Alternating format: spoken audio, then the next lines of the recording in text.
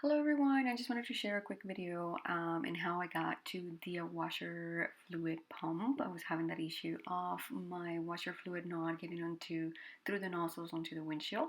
So I wanted to show you how I got to that and how I replaced the pump and how I fixed the problem in general.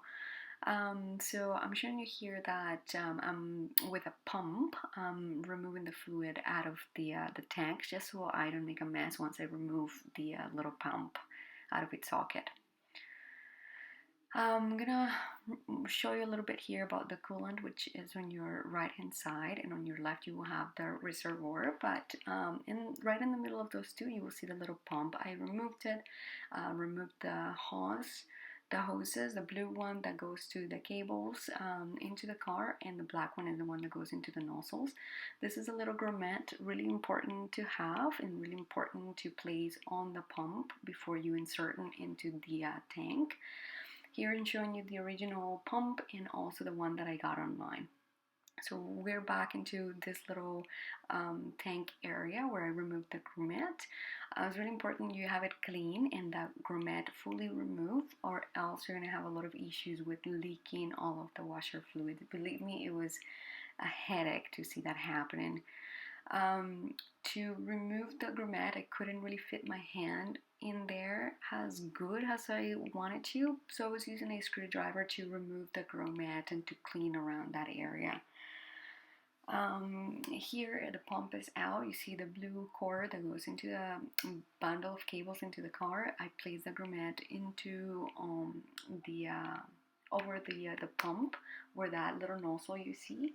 That is much better when you are inserting the pump back into the reservoir, just because it creates a better seal than not doing so. So I don't have much space. As you already know, those little cars are really tiny, but with my right hand I'm trying to twist around the pump so then the blue cord is facing the inside of the car, and then the black hose is facing me. That hose, the black one, is going to be connected to the nozzle that faces the windshield. There is a big bundle of cables there. At the moment I'm trying to remove the connector out of the way just so I can push down onto the pump.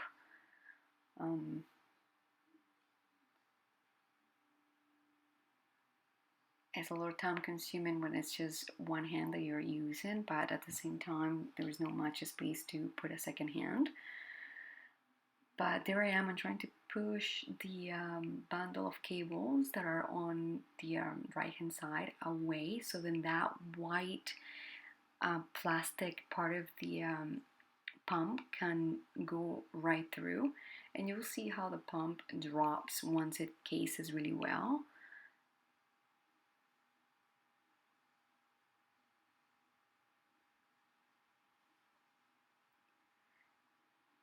You're about to see that happening.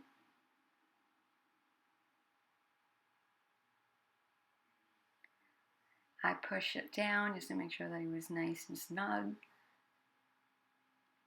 which it was.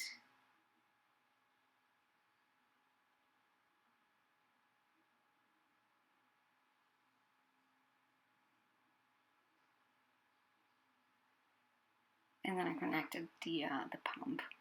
Yeah, this little work will cost you between $200 and $300 at a mechanic, and if you take it to the dealership, it will be a little bit more expensive. The replacement pump costs about $30 online, and it works just fine. Turns out that my car didn't need a new pump. I'm placing back the original pump. I could hear the pump running when I activated it, but no water was still coming out. So the next thing that I wanted to check was where that black hose goes into the nozzles. That's where I was suspecting the problem to be. There was a lot of online conversations about the nozzles being so delicate and so quick to get clogged. Even though I cleaned them from the outside, I couldn't necessarily go underneath that easily, but I'll show you in a little bit how I removed it. I cut the end of it and I connected it back to the nozzle, and that was what fixed the problem, not changing the pump.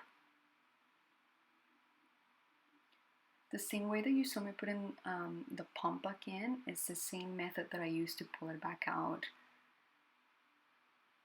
So there, that's the hose that I was talking about. I cut the tip of it, and I'll show you what it goes.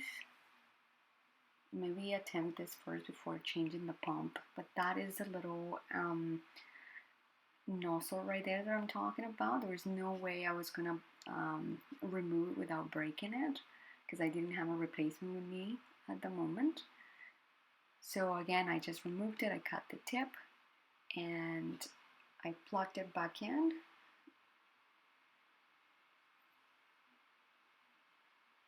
Looks something like that. And that's what made it work. So this is what it looks like. It has two little clumps on the side. If you were to pull that too hard, that would have broken it. I hope that this helped for any issues that you're having. And thanks for watching.